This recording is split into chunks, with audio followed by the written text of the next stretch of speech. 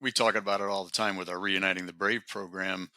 It's the people that you've gone through the most challenging times with that you're going to have the closest relationship with.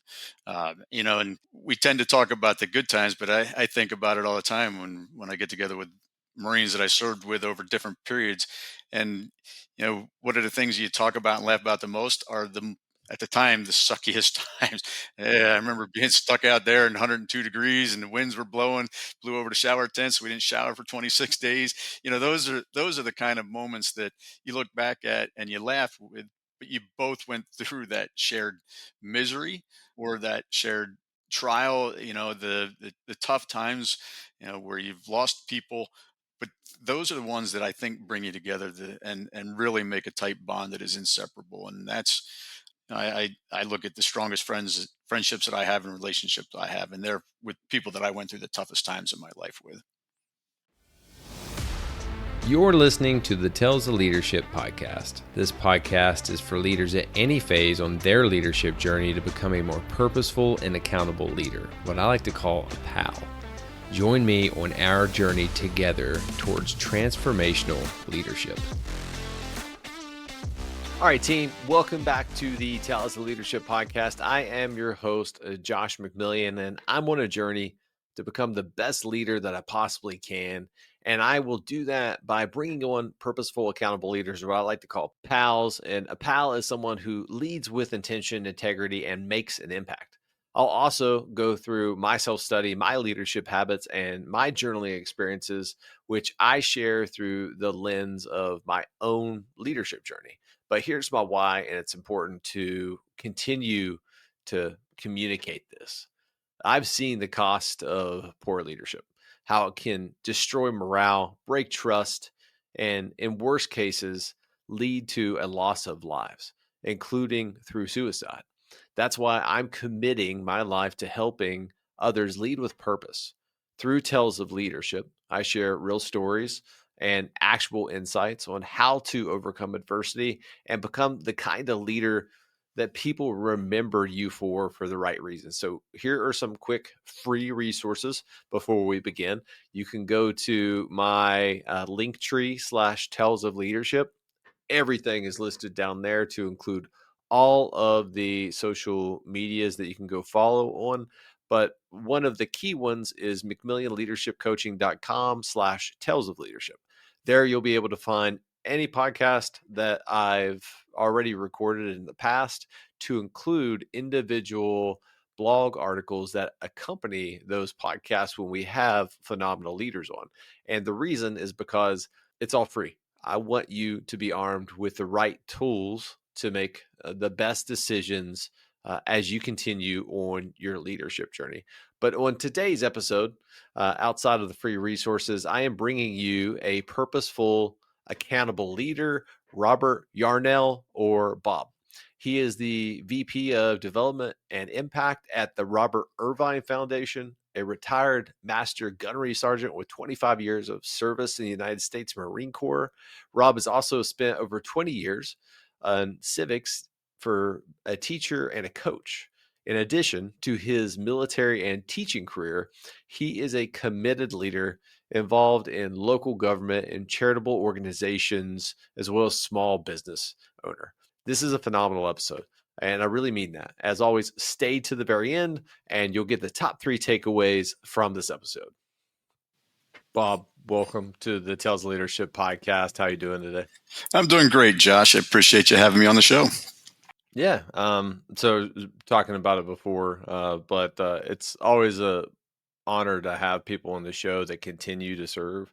And that's why I'm really excited to dig into your leadership journey, because you've served both in a capacity in the military arms, but you also were a coach, a teacher, and then now working in a nonprofit organization. So you continue to serve. And I always find it, for me, selfishly, the best conversations to learn from people like you who have led on both sides, not just wearing the uniform, but outside of the uniform. So I'm really excited to dig into what makes Bob tick.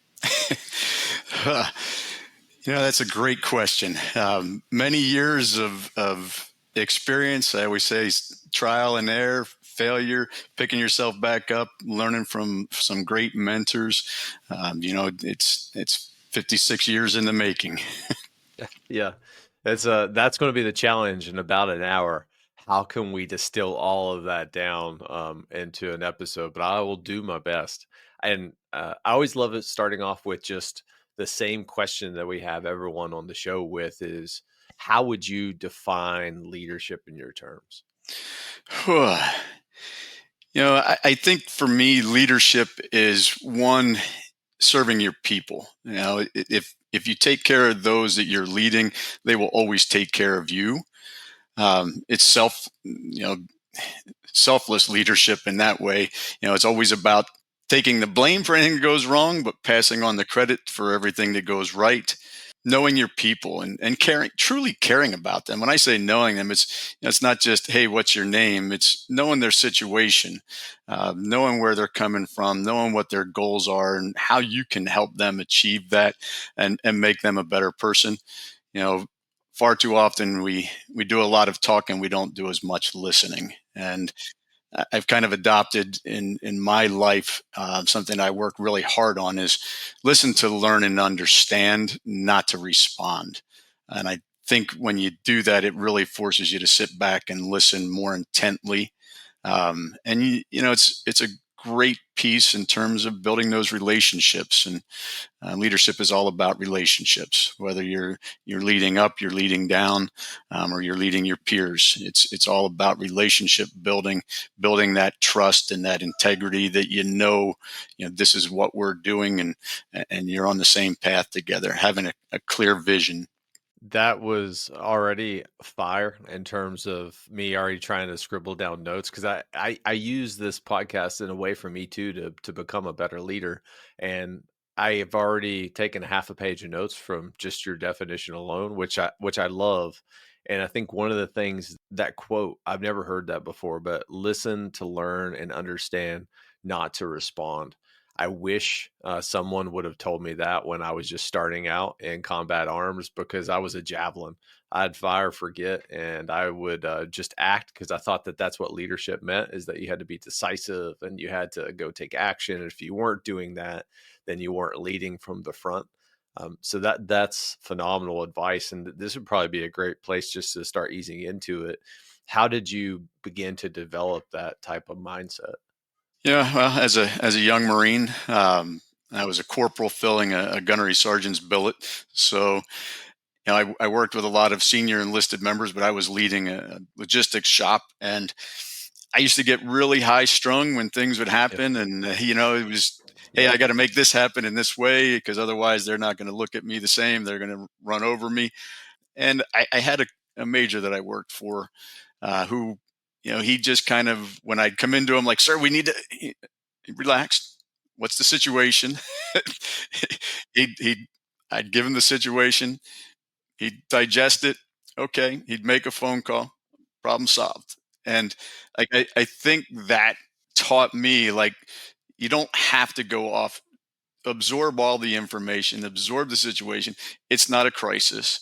This isn't something that's going to be life or death today or tomorrow. Like, what do we need to do to solve this? What steps do we need to take?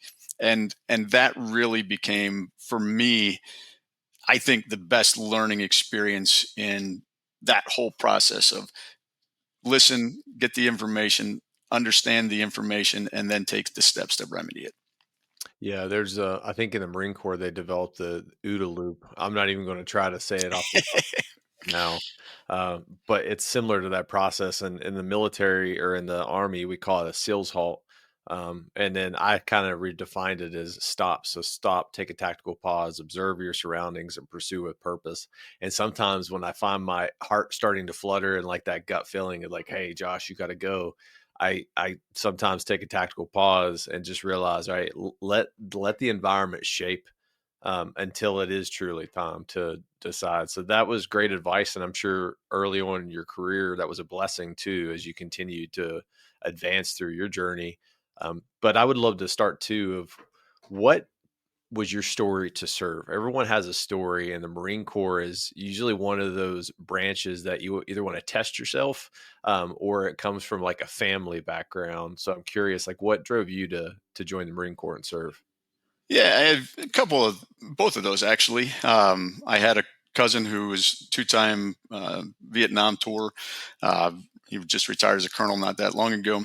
Just a huge inspiration to me as a kid, and was probably one of the most influential people that I had in my life. Even though I didn't see him that often, but when I did, there was always that respect, and it kind of drove me in that direction.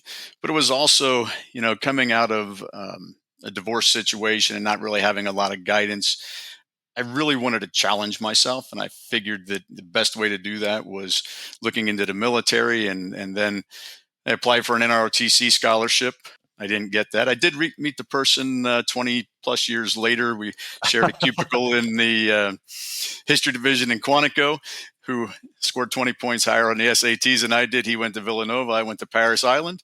But, it was that challenge of, and that giving back, that service aspect. I had the opportunity to do some community service as a youngster through my mom, and through high school and National Honor Society, where we gave back, whether it was a Special Olympics or doing community projects. And I just wanted to take it to the next level. And I felt that serving our country, doesn't get any better than that. And if I was going to do it, I wanted to challenge myself, and hence the Marine Corps. Yeah. I will tell you, I'm sure the Marine Corps got the better deal of the bet being a non-commissioned officer through your pipeline versus being an officer. And I struggled with that when I was just starting off too, because I grew up in rural West Virginia. There's not that many opportunities. And I'm not joking when I say it's the coal mines, or you get lucky and go to college, or you get a scholarship. And I was almost on the fence of joining the Marine Corps. I did the delayed entry program because I wanted to go test myself. And then my buddy taught me, he's like, hey, you could go be a cadet at a college and commission and still do everything you wanted to do. I wanted to jump out of planes and go to ranger school and do all those crazy stuff that a young man wants to do. And for whatever reason, I remember my military recruiter at the time, and this is, 2005. So Iraq is, pretty hot and heavy, and Afghanistan is just starting to formulate. They actually let me go, which I think nowadays they would have probably been like crucified if they let someone go who goes through MEPS already.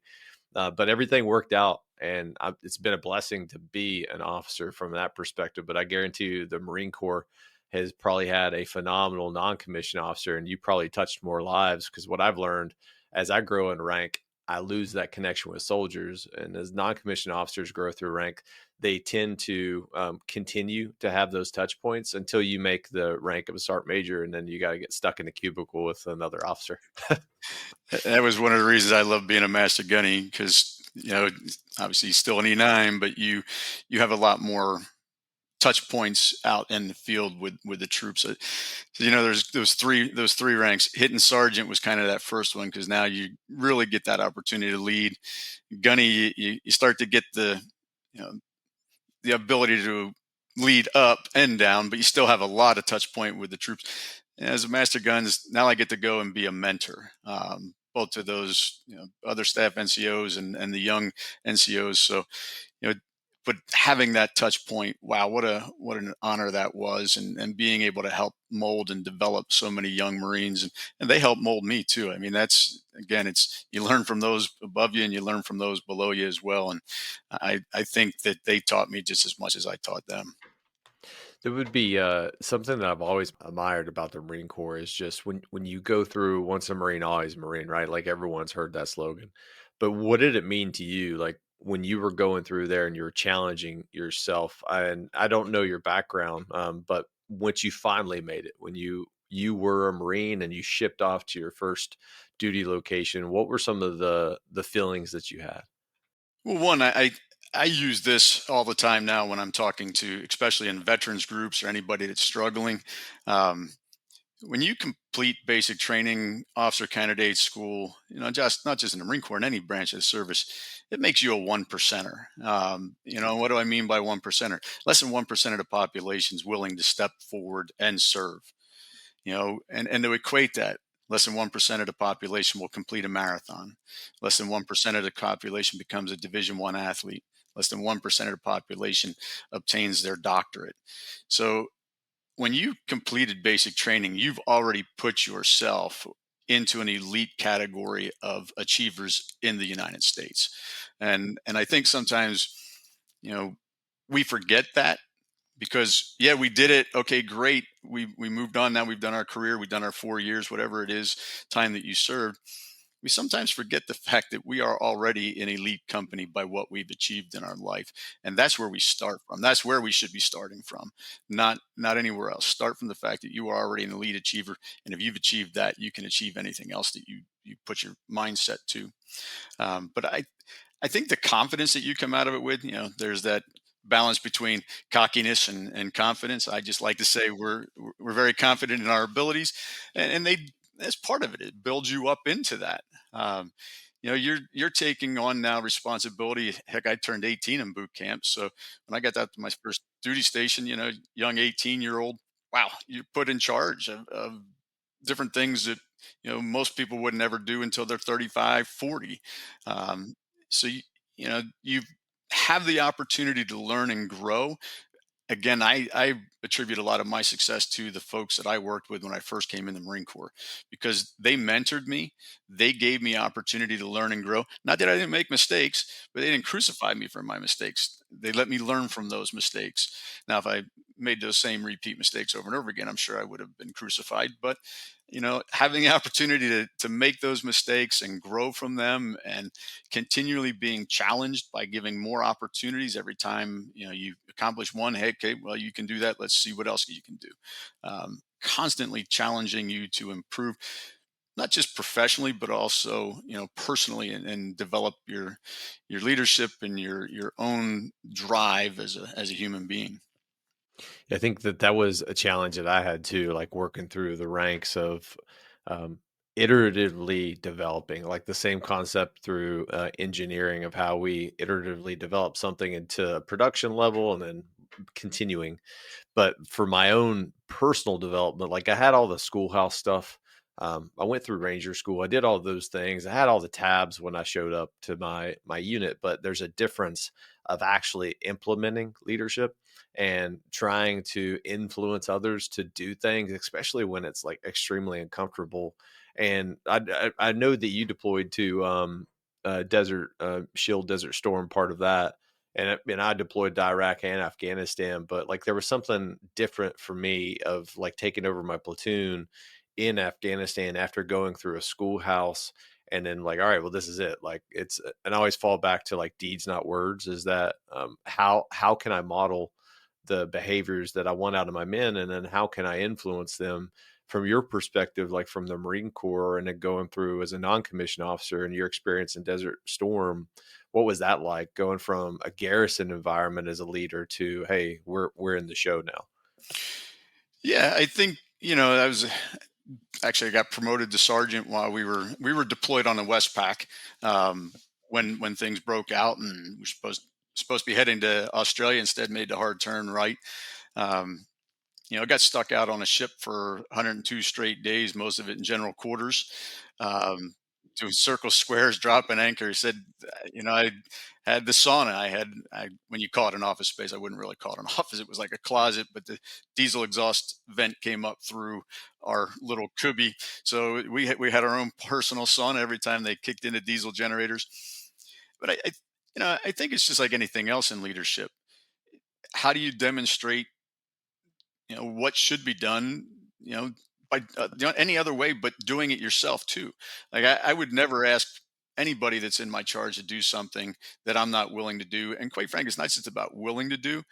you know Hell, if sandbags need filled, I'm out there filling sandbags with them. I'm not just sitting back, well, I'm the sergeant, so you go do it. To me, they're going to be much more willing to do it if you are there with them, and not that you're above that. Now, are there times where yes, where you as a leader are called to other duties, and you have responsibilities to the people that are in charge of you, and therefore, hey, I'm tasking you. Put that young corporal in charge. All right, you're tasked with getting this done. But I think if they see you and your willingness to do what you're asking them to do, they're definitely going to be more likely to follow you. And that doesn't come just overnight either. That comes from what you exhibit and that trust and that um, you know belief in your integrity and you as a leader. And again, that goes back to that relationship building. Did you develop that bond with them along the way that, hey, they're going to follow you? And it's certainly different when you're going from, all right, well, we break at 11:30, go to chow, go to the gym, come back to work, and 4:30 we're going to the beach. To now we're in a situation where you're, you know, definitely a different scenario in the first Gulf War compared to, Afghanistan and Iraq. But now we're going to be navigating the floating minefields in the Gulf. All right, we need people up on the flight deck, MVGs, looking out for mines. It's a scary time of the scary of the unknown and what you might wind up encountering. So, showing them the confidence and, being that leader that they can follow and get behind, I think is a big part of it. Yeah, I 100% agree with that. Is that I think one thing that I stood out from my peers as I like continued to move up through the ranks is that I remember this like old commercial or a newspaper clipping actually, and it had like this leader, and it's been overused. You'll find it on LinkedIn everywhere versus a manager. And then it's someone trying to move a ball or a big stone up a hill. The leader's actively helping the team move it, where the manager's sitting on top and he's directing the team to do that. And I think like you just said it beautifully, and that's the art of science of leadership, is that sometimes we have to direct because we have to operate with mission command because there's just so much to do and you can't do everything. So what can you delegate that other people can do just as well as you, so you can focus on the higher level tasks at hand? And then when do you need to get your hands dirty with the team to show them like, hey, I'm not above doing this work, I'm not special, I have a rank title, but that doesn't mean that my life is of any different value than yours. So let's get after it. That's a beautiful way of like summing that up. And I like how you talked about too of like the process of leadership. One of the key pillars of that is building relationships. And I've definitely learned through crucible events, you build way stronger relationships that stand the test of time versus just like a normal 9 to 5 job. What about you? Same? Oh, absolutely. We talk about it all the time with our Reuniting the Brave program. It's the people that you've gone through the most challenging times with that you're going to have the closest relationship with.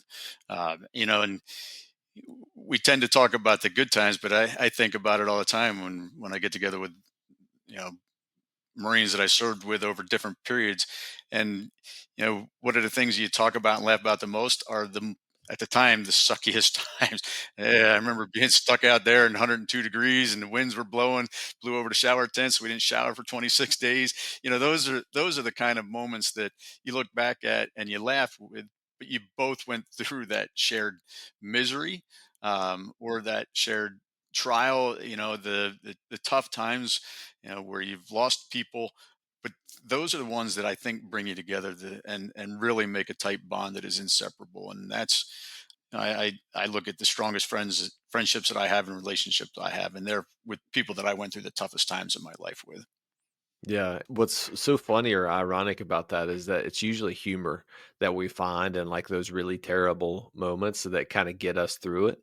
I remember some of my worst memories, and some of the best friends that I have now is that we would just be laughing hysterically when a normal person was like kind of going through that environment. They're like, "You guys are absolutely crazy." Well, I think to be a one percenter like you just talked about, you have to be mentally on the edge. I guess I'll just say that. Like you have to be willing to like put yourself in very uncomfortable situations and find humor in it. I agree with that. So kind of balancing or kind of continuing down, when did you, because I know this is a deep passion of yours, when did you start developing a love for mentoring and coaching? Was that in the Marine Corps or when you started to make a transition? It's funny you asked that because it was a topic that came up recently. Good friend Mick Hunt talks about your why and then your because. And it made me think, just literally, we were out on a hike a couple of weeks ago with my wife, and, you know, why do I have that desire for mentorship? And I think it really goes back to the lack of what I had in my own life as a youngster. Parents divorced, and there really wasn't that support or that mentorship. And I think back, I was fortunate that I had a few really strong mentors. One of my drill instructors who I worked very closely with him, even as a recruit, as he was moving up and taking over a new platoon. He was a sergeant of the guard in Beirut when the barracks was bombed there. We had just developed a very tight bond. And he was really my first mentor in the Marine Corps that I had, and was very, very strong mentor in that way. So it just, that has been my because, really, is giving back and providing that, whether it was as a teacher, as a coach, as a leader of young Marines, is I can be there for you. Somebody who truly cares, wants to know who you are, wants to know what your goals, and I'm going to do everything I can to help you achieve, what it is that you want to achieve. And even taking some folks that were discarded by others. I can think vividly of a couple of people. They would always, being in the logistics shop, I would get the folks who got in trouble somewhere else, and they'd make them the barracks manager, so they'd fall underneath me. And it's like, all right, you made mistakes, so here's the situation you're in. What are we going to do about that? How are you going to move forward? What is it that you want to achieve from this? You can do nothing and you can spiral downward, or you can take this as an opportunity to do the best job possible and move yourself forward, and get, it doesn't mean that you can't regain that. You're going to have to work harder for it, but being there and giving them the confidence, that somebody believes in them, I think, is such a huge factor. I saw it over and over again, as with young Marines, with the different backgrounds they're coming into the Marine Corps with, to students especially. My gosh, the kids that are coming into school today with the baggage that they carry. There's a great book out there on the Vietnam War, The Things They Carry. It's one of the best books I've ever read on war, because it talks about the things you carry, both physically, what do you have in your pack, and mentally, what mental pieces are you coming into the battle with. And I really related that a lot of times to my students, like, what mental baggage are you carrying in, and what do you bring in that backpack? Do you have lunch in there? Do you have you know do you have something that you're holding on to dearly because you don't have any place for it, because you don't have a home? And I think those things carry over from our childhood into our service, and even onto the athletic fields and beyond. So having somebody that's there to mentor, I was fortunate to have a few people that really changed my trajectory in life, and that's really been my passion for giving that back in return. Well, one thing I've always been curious in, like with people that have a high level of, I guess, emotional intelligence, especially to be a mentor and a coach. Um, what you just said too, like resonates deeply with me. And I'll share just a quick story, and then I'll shut up and kick it back over to you. But I remember being in Afghanistan. The platoon I took over had around 24 people at the time. They deployed with 44. They had a minimal man platoon to where we couldn't even drive some of our vehicles that we had. So it was a striker battalion that I first went to. So they did a call out to our company of like, hey, we're looking for people to come to this platoon. Yeah, it's a hard area. It's a hard problem set, but we need people. Hardly anyone volunteered other than what the quote unquote leadership challenges were within the company. And I'm not going to say names, but every single one of those men have my deep respect because one, they volunteered to come to a place of hardship. And then two, they were some of the best soldiers that I've ever seen in my life. And exactly what you did. And it's funny how we shared that is that I was like, hey guys, like you have a clean slate with me.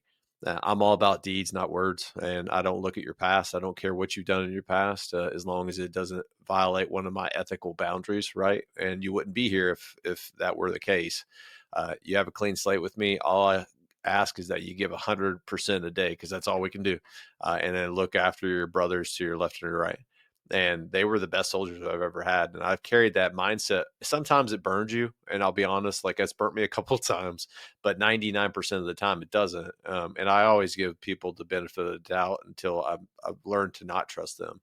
But with you, what tools did you use to connect with people from like such a broad spectrum? Because I know the Marine Corps is like that too. You have inner city, you have people from the foothills of Appalachia. How did you learn to connect with them to become like a coach or a mentor? Well, I think it goes back to the listen to learn and understand. Um, you know, I say I taught in one of the most diverse rural communities in the United States. We were in the Poconos in Pennsylvania. When I actually when I got stationed there on recruiting duty in 1991, there was a population of 64,000. 10 years later, it was a population of 185,000. So you had, your farmers, the Pennsylvania Dutch farmers in the West End that didn't like outsiders. You had your townies, you had folks that lived up in the hills and just wanted to be left alone. And then you took, big city New York and plopped that down over top of all of it with, you know, different races, different ethnicities, different languages. I was a president of our school board for a while, and I remember one of the statistics was the vast amount of different languages that were spoken at home in our, and that was just one segment of the county. There's 4 different school districts. I was like, wow, what diverse populations. So to really comprehend, like you were saying, if you're coming from the coal mining regions, which I recruited in coal mining regions in Pennsylvania, um, and somebody says, hey, would you come out to my house? Sure. Where do you live? Well, we live at patch number 5. What's patch number 5? Just 5 little houses, a couple houses around one of the mine shafts. That was a patch. So to learn, and one, I think it's important to take the time and energy and effort to want to learn about them, learn Yeah. about where they came from, learn about their cultures. When you do, wow, what a vast experience. I mean, think of your travels. How much more do you learn just from traveling and meeting different people? And when you bring all of that together in one spot, that's a huge piece. Understanding why they believe the way they believe, what makes them tick. And when it comes down to it, what you really find is that you have a whole lot more in common than you do apart. I watched some of the struggles that we had with 2 of my platoon mates in boot camp that came from very different backgrounds and very different upbringings, and it led to them, getting into a little bit of a scuffle while we were out at the rifle range. Unfortunately, it was right before the series commander came walking by and had us all out in our skivvies doing the digging in the sand pits. But by the end, they were bunkmates and best friends. Because they got to know each other and got to learn. So I think if you take the time to really learn and get to know your people and appreciate the difference in cultures, it provides, one, they know you care. And if you're going to mentor them, they've got to believe that you care, not just saying it. Words are one thing. Like you said, deeds are a whole different component. And being there when it's important, and in today's technology age, I think probably the most important part of that is, are you present? How often do you see? Yeah, I see it all the time where, well, I'm so busy as a leader, I don't have time. I'm going to type on here and talk to you over here, where you're not really paying attention. That person doesn't feel like you care. Like, all right, I'm an afterthought. Take the time when you're with someone to be present in the moment, and really give them your undivided attention and make them feel like they're the most important person in the world to you right now. If you do that, wow. I mean, I have a couple of friends that my wife and I talk about all the time. Like, wow, they make you feel so special every time you're around them because you are the most important thing to them at that time. So when you can do that for other people, it just opens up a whole new world of people that are willing to listen and learn and allow you to be a mentor. They've got to let you in, and if you're going to be effective, they've got to let you in, and that's being present. You have to build trust, and I think trust comes through mutual respect and then time. Those are the two variables. And one of the most powerful lessons that I learned was actually from when I made the transition from the infantry to acquisitions. One of my bosses, Colonel Frazier, never forget this man. He was an aviator. It was a height of COVID. But he kind of like embraced me because I was the only weirdo coming into this like 4-star or story building, but he had a separate table in his office. And at that table was 2 chairs, some mints or whatever, and no one ever sat on that. And I was always curious, like, "Hey, sir, like, what's with this table?" And he's like, "Well, when I have one-on-ones," and that's where we did our initial counseling, that's for a one-on-one discussion. If someone needs to come talk to me, there's no electronics allowed there.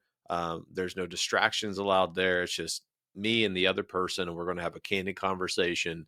And that's always stuck with me. And I've done that in the past, but I didn't realize I was doing that. I've always tried to be intensely focused with someone when they're talking to me and listen from an unselfish lens, if that makes sense. Is like I'm not looking for things that I can use to benefit myself.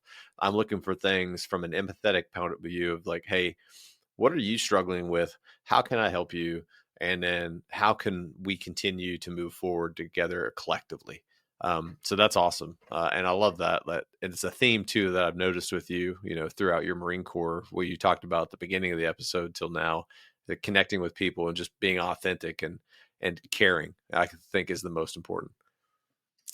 Yeah, I mean, think about when you walk into a room, and people are talking, and you come upon somebody, oh, you know them, and they start talking to you, but the whole time they're talking to you, they're scanning to see if there's somebody, that might further them to talk to better. 100%.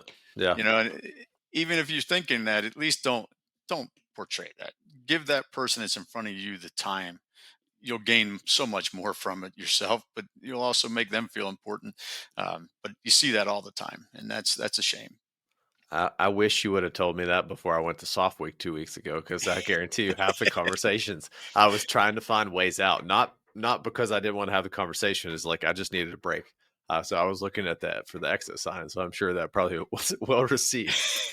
And look, when you're in a situation like that too, there is overload at some point, and that can be challenging. But it's take the time and give them that 5 minutes of undivided attention, and then it's okay to say, "Hey, look, I appreciate having the time, but I do have to excuse myself." There's ways Yeah. of doing it that still meet the intent. I love that. So transitioning, first time right out of the Marine Corps. I know you went into the reserves and you pursued your passion for education. Can you kind of walk me through that experience? Because that didn't happen. What I know about you is it didn't happen probably as most people's educational careers go. You had a journey. A little bit. I say it's the path you take. Sometimes you have no idea it's coming. So that's what I. Our youngest just graduated college. Between my wife and I, we have six, and the youngest just graduated. Like, look, you do not have to have it all figured out at 22 years old. We changed careers mid 50s. Completely changed our life in many different ways.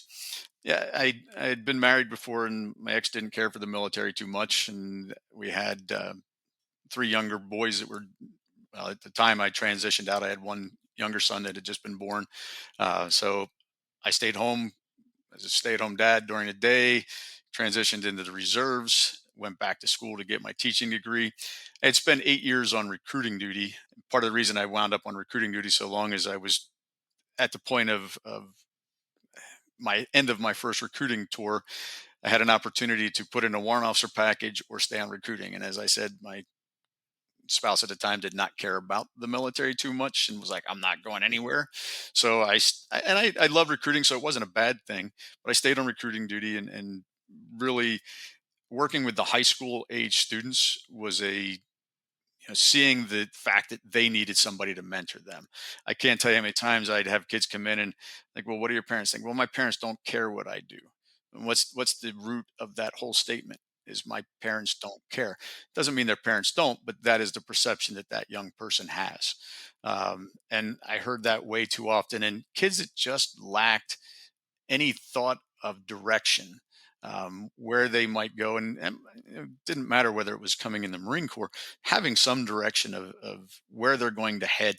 It doesn't have to be the end of the road, but at least start down that path. Have some kind of journey that you're heading on, and know that. So that kind of drove me when I was looking to transition. All right, well, this is something that I could do to continue working with those same youth. I can continue my Marine Corps career in the reserve component. And I'd already started coaching. I'd coached some youth league sports while I was on recruiting duty. I connected with couple of folks, and allowed me to get started with some youth programs in football and baseball, which always loved coaching and working with the younger kids. So it just fit naturally. Went back to school at 32. Definitely a different. When you're sitting there and the kid behind you, yeah, this is my third time taking this course. You're taking a basic history course. Let me guess, mom's paying. Well, how'd you know? Because if you were paying, you wouldn't be taking it three times. Yep, Uh, 100%. just a different focus. Knew why I was there. Knew what I wanted to achieve from it. Probably was much better off going back at that age because once I went in the Marine Corps, I said I was never going to college. Never's a long time. Yeah. So I say never. I said I'd never run a marathon. Well, I did one of those. So it's really what you put your mind to. That was my real focus in moving into education, was to continue what I had started in recruiting and working with the young people. And I figured it was a great way, to continue having impact on our youth, but also maintain, my military career. Today's show sponsor comes from 10th Mountain Whiskey and Spirit Company. They are a philanthropic, award winning craft distillery located in the heart of the Rocky Mountains in Colorado. For being a listener of Tales of Leadership, you get 10% off on any order using the promo code Pando Commando when you place an order at 10thwhiskey.com. Both of those are in the show notes, so you'll be able to find them.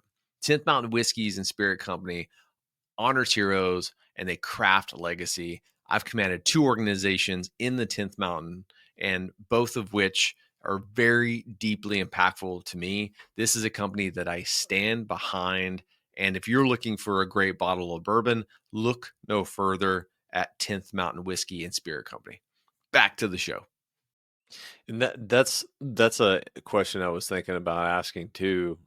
Is what lessons did you pull upon from the Marine Corps time from that you've gained for the lens of leadership to applying that as a teacher and even as a coach? Were there similarities, things that were common between both that helped you? Oh, absolutely. I say all the time, the college was the means to the end. In order to become a teacher, you got to graduate college and pass your certification exams.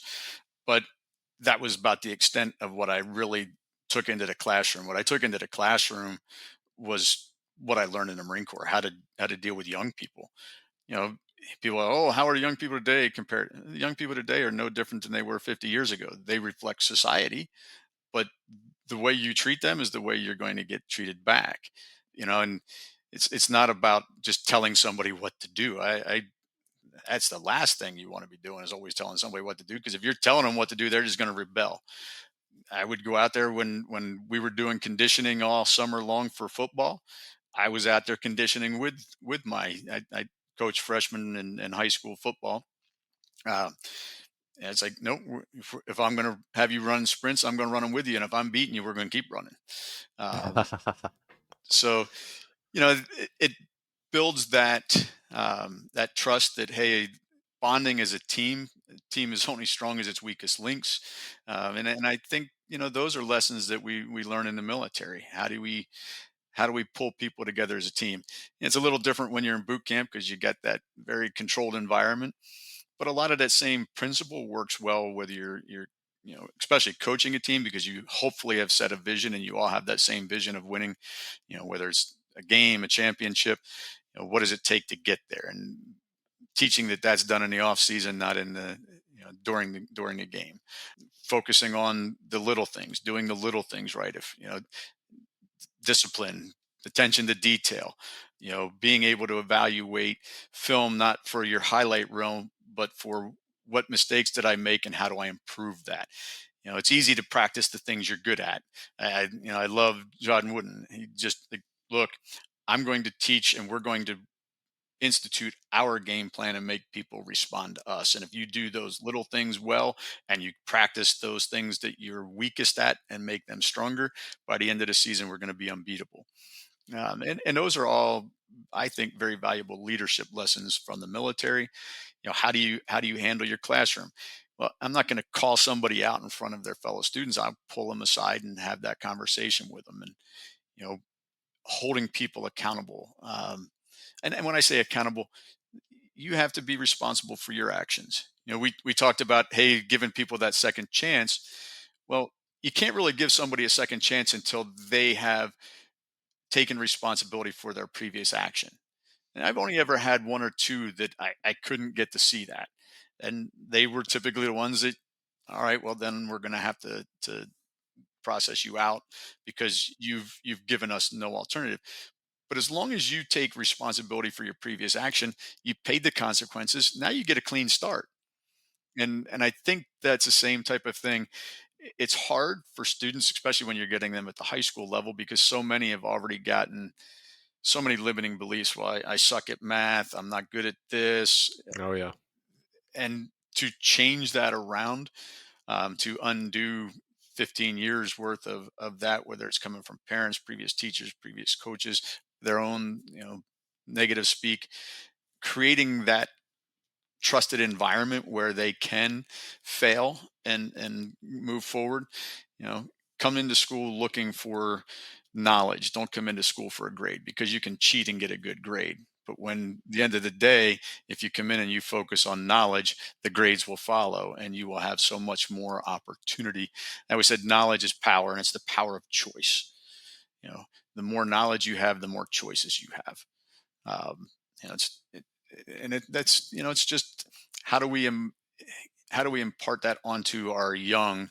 When people complain about our youth today, I'm like, look in the mirror. You created that. They're products of their environment, and they need more positive role models. You know, if we want our military force to stay strong, that's up to, especially us veterans. It's up to us to, what did we get? Look, this was a huge piece of who I am today. I look at the leadership opportunities, the mentoring that I had there. uh, my gosh, the opportunities that I had to experience life propelled me to where I am today, and is the foundation of everything that I do. So, you know, that is the same thing that it can offer our youth today. If all everybody talks about is that, oh, all veterans are broken and they're crazy, and no, that's not the case at all. Again, we're one percenters. You know that we have already shown that we can thrive above the average person, and that is going to set you apart. And I think there's a lot of folks in business that see that, not as many as should. But you take that raw person with that ability. What can't you mold them to do? You know, I can teach you to do anything, but you got to come with that foundation. If you come with that foundation and willingness to learn, we can teach you anything that you need to know. Yeah, that I echo that sentiment that I believe veterans, when they get out, are a bigger impact for America and the United States, the nation as a whole, versus when they served. Because when they served, like, their awesomeness is contained into their sphere of influence. But when you get out, you can impact huge levels of people, especially in large companies. And arguably, that's where it's most important, because what you just said, people don't see those types of shared values, those principles, those characteristics implemented every day, because they live in, what society allows them to see in a way. In the military and the Marine Corps, there are distinct core values and beliefs that everyone share. The selfless service, honor, integrity, duty, things like that we all have.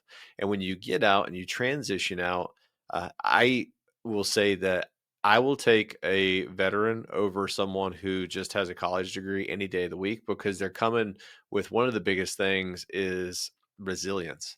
Uh, if one thing captured my entire military career, it would be resilience and adaptability. Like, I was an infantry officer in Afghanistan, and they charged me with developing 5K worth of road and building these buildings. I was like, well, that's what engineers do.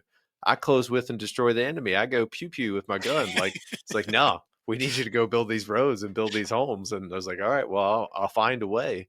And I've always had that mindset beyond that, is like, hey, like the next job I'm going into, I have no idea what I'm going to do, but I'm going to go in there coachable, curious, and committed.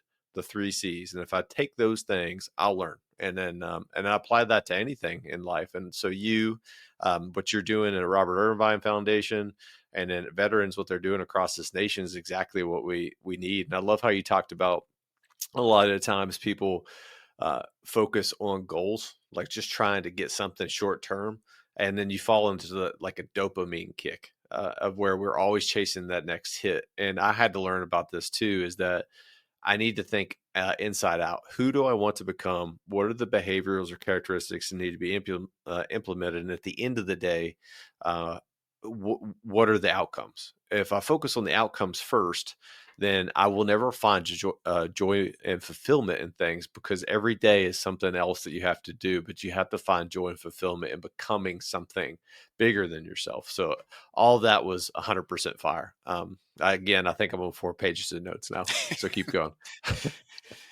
Yeah, and the goal piece is something that you know, everybody knows Stephen Covey and that whole goal piece, but really one of the things that was, I think, a big change for me over the last 10 years even was, I began reading. I read before, but a lot of leadership stuff in the Marine Corps and so forth. But it was not until I read a James Clear, Atomic Habits, and changing the process.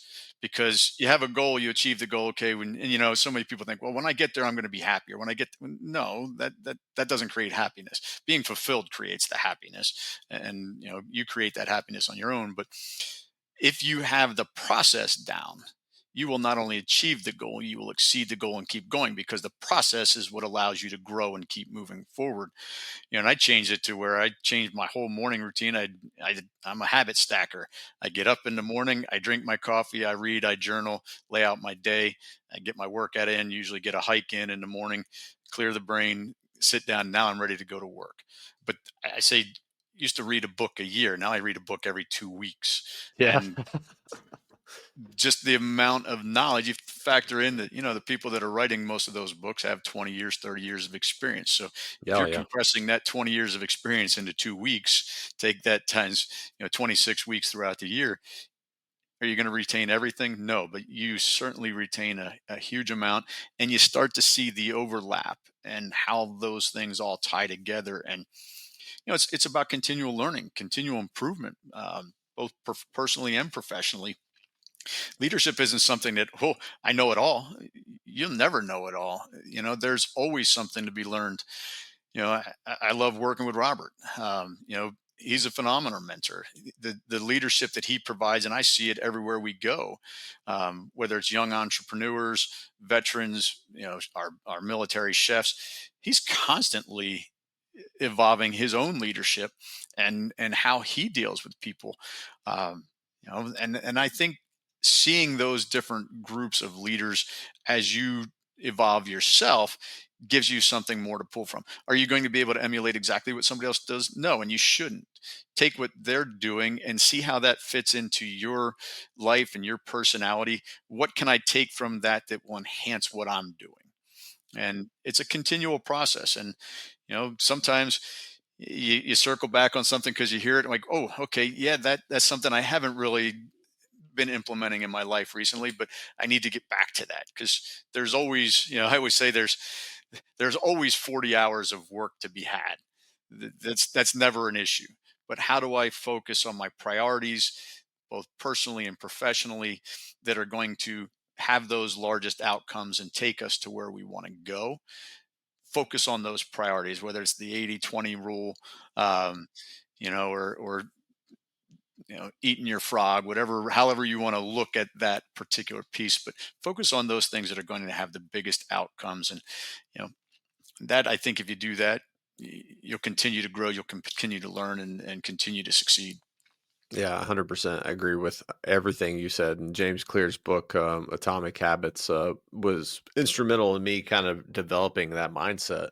And thank God for Audible, because I just don't have the time to read. So, like the car rides and stuff, sitting in the saunas in the morning, like if it wasn't for Audible, I would be on struggle bus. But because of Audible, 100%, I'm with you. I find myself getting into 2 or 3 books at a time, and then like getting lost in a book, and then, oh, I forgot about this book. And then I try to do at least 2 a week. Just having the podcast too. If you were to write a book, I would 100% read your book before you come on the show. And then that's a challenge too, to consume that much information at a time. And I think that's a beautiful transition to where you're at actively right now in your leadership journey. So, yeah, through the Marine Corps, we're a teacher, a mentor, coach, and then now transitioning into what you're doing within the Robert Irvine Foundation. How did you land on working within that nonprofit? Well, my wife and I have both done nonprofit work for 25 years. I'd been with That's Semper Fi awesome. America's Fund doing fundraising for them, helped set up their community athlete program. You know, I was the board chair for our local, well, Northeast PA and Northwest New Jersey Leukemia and Lymphoma Society. My wife was board chair for our local YMCA. And we had done numerous other fundraising activities, and community leadership, school boards, zoning boards, and things of that nature. So we actually, they were in the process of doing an $18 million renovation while my wife was the board chair of our local Y, and that had failed a few times before. Was they tried it, she said, look, they don't have the capacity for any grant writers, so why don't we take a course, because if your wife's the board chair, you're the assistant board chair. And so took a grant writing course, and through the process, we took one that was just antiquated, and I said we came across our millennial connection, younger folks that had a new approach to it, and we actually developed a really good relationship with the two of them, with our years of experience on the nonprofit side as fundraisers and as board leaders, and taking what they knew as far as the grant writing perspective. And so we started a little side business while I was teaching. My wife's a chiropractor, doing grant writing, and found we did a lot more consulting, especially for younger, mostly military nonprofits. Helped out a few friends as well, but you know, we used to say you got to get grant ready before you can start to do grants, building that foundation. So Yeah. we did a lot of consulting work, building organizations, building their foundations, and getting them to where they needed to be, whether it was getting their IRS 501c3 designation, had to fix a lot of their articles of incorporation at times. So, did a lot of homework, and gained a lot of knowledge in that regard. Um, and that led to my wife then becoming the grants and corporate relations manager for the Armed Services YMCA, serving young military families. And about 2 months later, we met Robert at an event, a fundraising event in the Lansdale, PA, and they were just starting this Reuniting the Brave program. Great, fabulous program. One of my favorite things that we do. And he's like, well, we'd really never done any grants in the past. It had been, when he started a program, the foundation had been a pass through, but he really wanted to focus on, physical, mental, nutritional wellness of our active forces and our veteran community and their families and our first responders as well, anybody that serves. It's like, so before you leave here, make sure you talk to Judy, our president, Judith Otter. And one thing led to another, and so I came on board to help with the grant writing and foundation, you know, relationships, and that has since then led to other parts of what I do with the foundation. We got connected with the Face to Fight Coalition, which USAA, Reach Resilience, and Humana funded, but it's now 258 partner veteran service organizations that are Oh, wow. dealing with veteran suicide. And we were fortunate to be one to get a grant to incorporate evidence-based strategies. We do crisis response planning, safety planning, lethal means safety strategies. It's self-management tools for our veteran community. And actually, we've worked with a lot of active duty folks too, and their families, to create this self-management tool so that if you get into a crisis, you have the means to deal with that, and you know do something different than what has been done to bring down the suicide numbers. So we're incorporating that into all of our programs. So I have the opportunity to kind of spearhead that and lead that initiative within the foundation. Um, but Robert's a very persuasive individual, and I've I watched him on TV. I'm sure he is, and I've had a conversation with him. So in person, he he's probably very persuasive. he is, and you talk about that leadership and the person who does what they expect you to do. There's nobody that is giving back more to the veteran and active duty community than Robert. He is on the road so many days out of the year, and whether it was just a DAV Patriot Boot Camp mentoring young military entrepreneurs, he'll every time he travels to a base, they work with military chefs and are working on revamping our entire food, the way we feed our troops. I was just at a wellness seminar not too long ago, and looking at the obesity rates. Well, what are we going to do to change that? And he's working hard to make sure that we're, you know, giving our troops the nutrition they need. How can you go out there and do your job on the battlefield if you're not fueled appropriately? And so everything that he does and leads from the front makes it, you got to keep pace. So you can't let Robert be out there by himself. So that's kind of the I don't know. It definitely is a motivator for me, is when you work with somebody like that has that passion and shares your passion for giving back and taking care of our military community and our families. It's it's a passion. It's not necessarily work. I agree 100%. I think people like that who have the passion and the purpose, like both aligned. I call it head, heart, hand alignment. If they could see it, if they have that intrinsic motivation, they just feel that it's so much easier to do the work to get your hands around something. And someone like that is just very charismatic. They're infectious in a way to be around. Like great leaders I've seen within the military or in the civilian world too. People seek them out to work with them because they're so passionate, they're so charismatic, they're so inspiring in a way that it's just easy to do work and achieve great things because it's just normal. And I love how the Robert Irvine Foundation focuses on like multiple different pillars too. Because like with me, I think that there's different pillars or buckets that we all have to be complete and to be the best individual that you can be. There's different levels, right? Balance, I think, is impossible, but finding harmony in those. So I wrote these down of covering food, wellness, financial support. It's really like a holistic approach to, I think, the root cause preventing suicide. And you and I share that passion. I think with me, because we all have shared experiences, right? And there's too many names to kind of go down. But with me, I'm trying to tackle it from showing other people there's a different way to lead. You can be a purposeful, accountable leader. You can be transformational. You can be inspiring, and your actions will have deep impacts across others. But we all are trying to crack the same nut, and at the end of the day, to just lower the number of soldiers who actually do take their life. And there's something you hinted at there, and I wondered if you could get deeper into that: suicide protection versus prevention. What are the distinguishing between those? Yeah, it's a great question. It was something you know, until about a year ago, I really wasn't clear on it myself. When you look at most of what our veteran organizations do, we provide protections, end isolation, give people a purpose, reconnect them. Just isolation there's so many different causes, but they're not always visible. Um, you know, so things like our reuniting the brave, where we bring units back together that serve together. We bring the families in. We bring the Gold Star families in. We bring the families of the fallen in. You know, reconnecting them.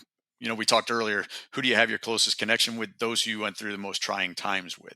So when you can reconnect those folks, wow, what a difference it makes. Literally, it saves lives. We've had, you know, feedback from some of our attendees that, the one that sticks out to me is, we had a gathering of 500 Coast Guard rescue swimmers in Gulf Shores last June, and one of the swimmers came with the intention of saying goodbye. Got there, his wife had no idea that he was struggling. Got there, got talking to his fellow swimmers, and that's a very tight knit community. There's only 1,185 of them since 1985, and just to listen to others talk, and the fact that, hey, the other people are struggling with the same things that I'm struggling with, and that it's okay. You know, it's okay to have those struggles, but what do we need to do to go forward and move forward?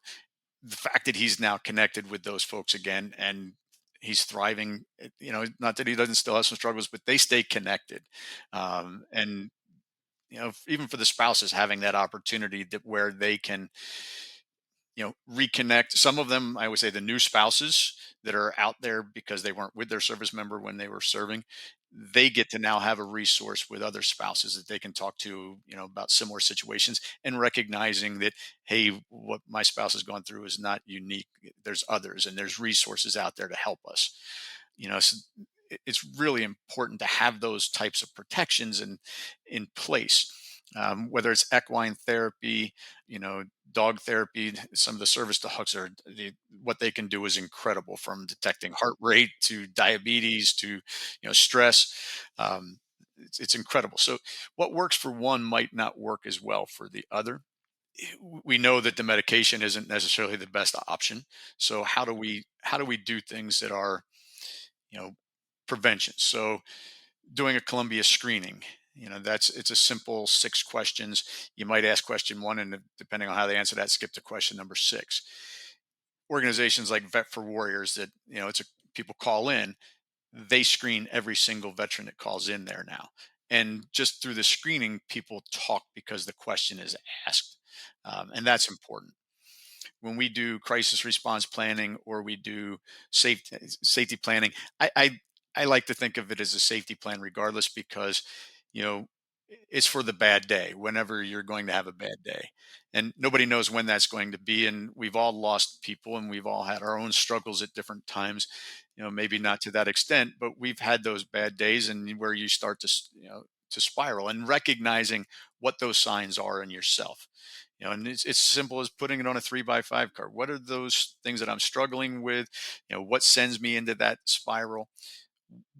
Then what kind of things can we do is it hit a punching bag? Is it go out for a walk with a dog? Is it listen to heavy metal music? Whatever it is that helps us calm down and brings us down from that, great. Who's that trusted person that we can call? The person that's not going to be judgmental. And that's the key. You can't be judgmental when somebody's reaching out to you. Again, go back, listen to learn and understand. That's important. Being able to know your reasons for living.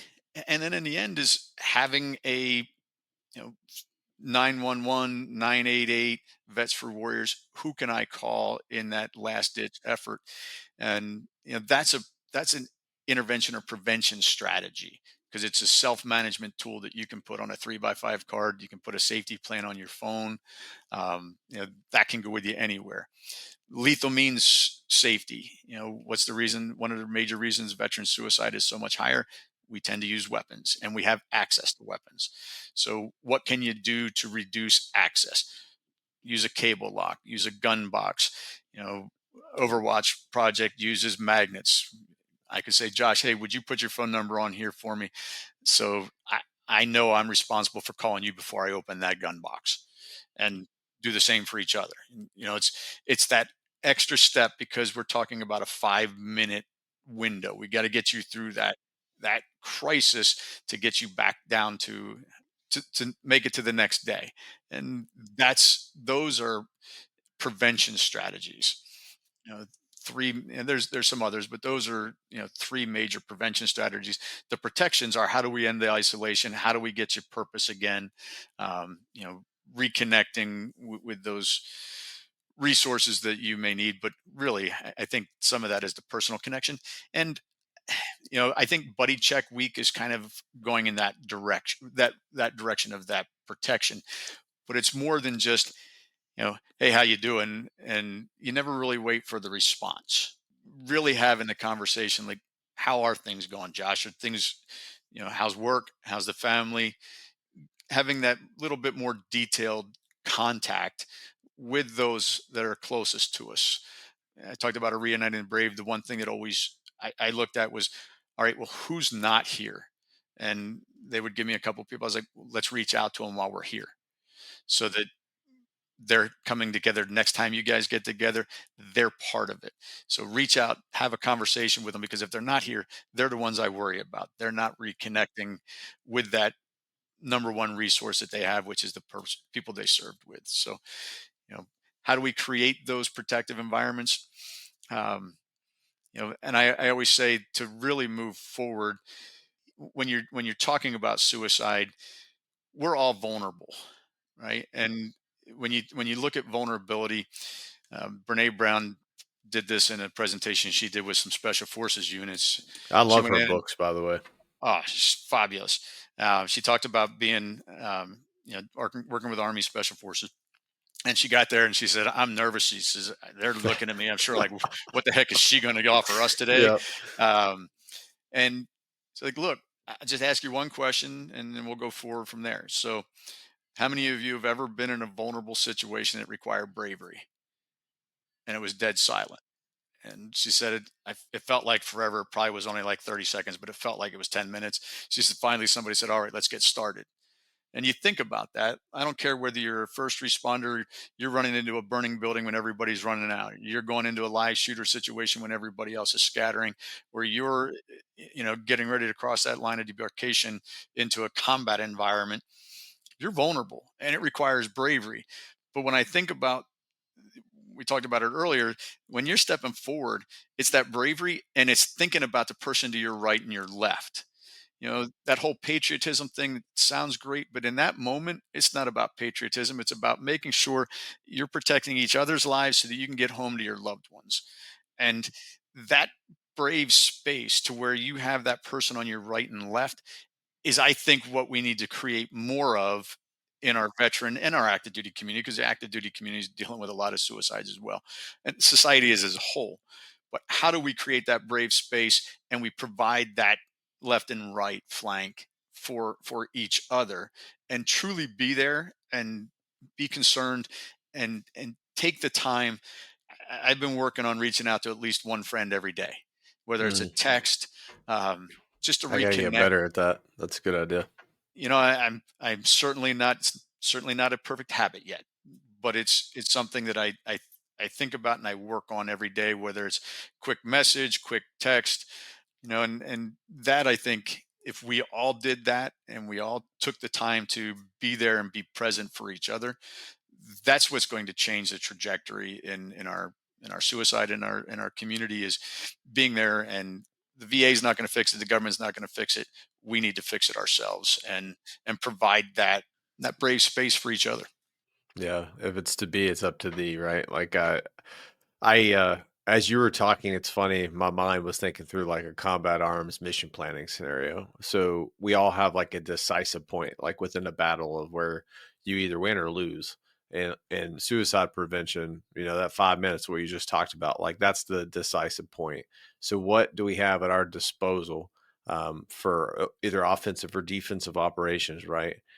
That can help us overcome that decisive point. So we have the market advantage, not just then, but like moving forward. And like how you structured that and then what you're doing too is like super impactful. So I just take a moment to just say thank you for everything you're doing now. It goes back to, we've all lost, and that's an important thing. I don't know. I always say my why is, when I was born with craniostenosis. So my soft spot on the top of my head grew shut too quick and put pressure. And I was fortunate to have been a surgeon in the army that, did tons of operations in Korea. When I was born, my mom took me to her neurosurgeon. She said, look, I would do 6 surgeries and there's no guarantees, but this, take him to see Dr. Linus. He's been doing this new procedure and it's once and done. I was fortunate. I have a scar, I got a little bit funky shaped head, but I survived that. And because of having that new procedure, it gave me the opportunity to not just live, but to thrive. And how can I help others do that? You know, Service is the number one way you can do that, giving back, and we're all very fortunate to have what we have. So how can we help others and give back? I always say you get back 10 times what you give. And talk about that personal fulfillment, seeing our veterans and their families thrive. There's nothing better than that ability. And I love working with the foundation because I get to see that on a regular basis. Whether it's providing an iBot for somebody, giving them the independence and the confidence back, seeing the service dogs and what they mean for a family, getting people back together, and just giving people a voice to talk, in that space to talk about their struggles. And hey, we're here to work forward together, because we can do this together. Yeah, no, 100%, brother. So quickly, how can people find the Robert Irvine Foundation, either if they need a resource or if they want to get involved in some capacity? Sure, it's robertirvinefoundation.org. We're in the process. We're going to have new website coming out that's going to be a lot more interactive and give opportunities for people to engage even that much more. Obviously, we're across all the social medias as well, but you know, we always say if people are interested, I always throw out my email. It's ryarnall@robertirvinefoundation.org. If people want us to come and work with their organization, we are always happy to partner, and especially when it comes to the suicide prevention and teaching more people the importance and the tools that are out there and available, to prevent that, and just to reconnect people too, and help each other thrive. And there's so many of our peer organizations out there doing such great work. So Yeah, Robert, this has been a phenomenal episode. A little bit longer than an hour.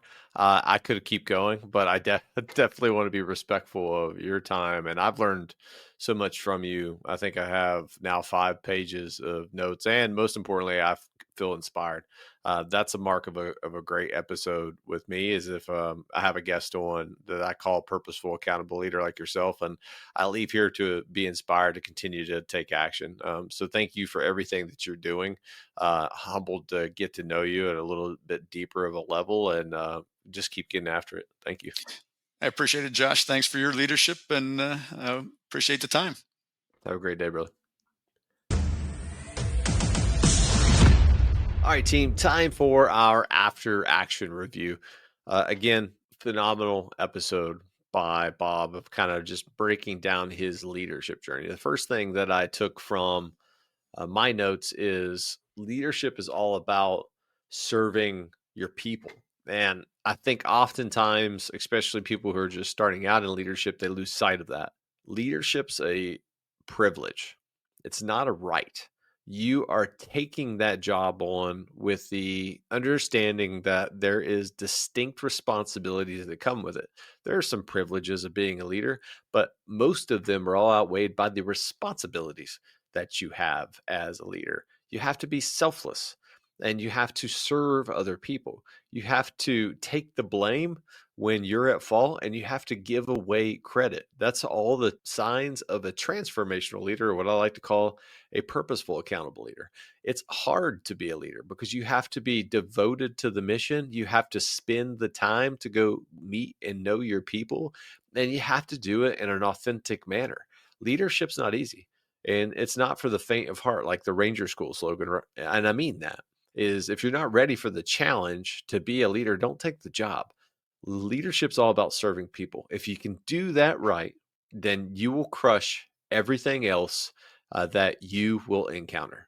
Number two is learn from your mistakes.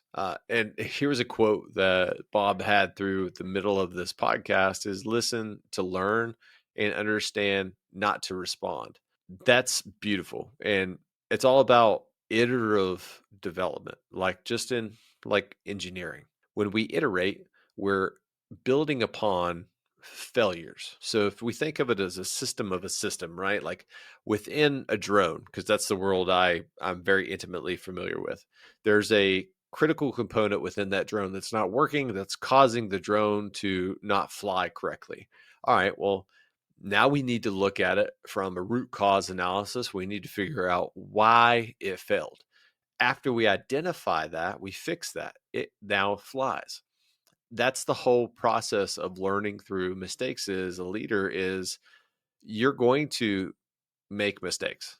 That is just inevitable. You will find ways to fail, trust me, especially in new jobs, or you'll get complacent and you'll fail. It's okay.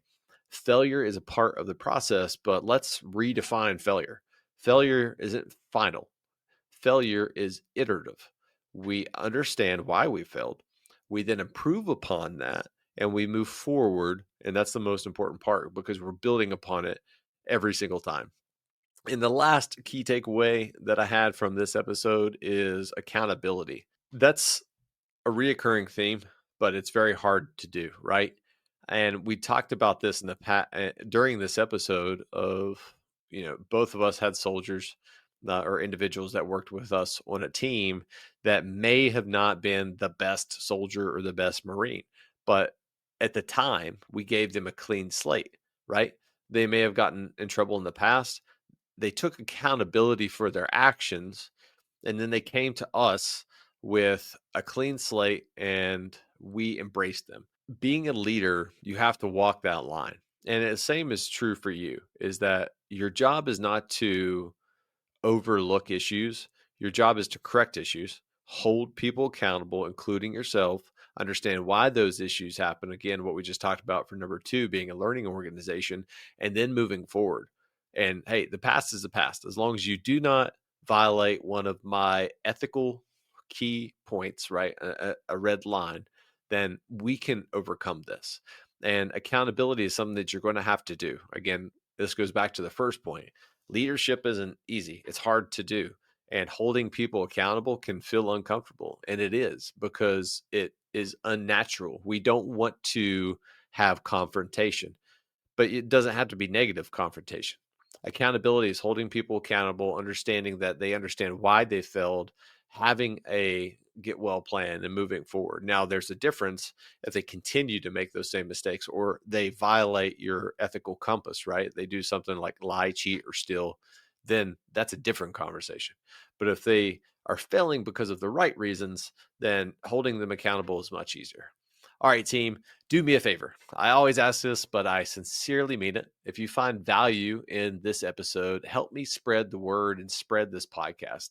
So here are 4 simple steps that I would absolutely value. Number 1, make sure you like, share, and subscribe to this podcast wherever you listen.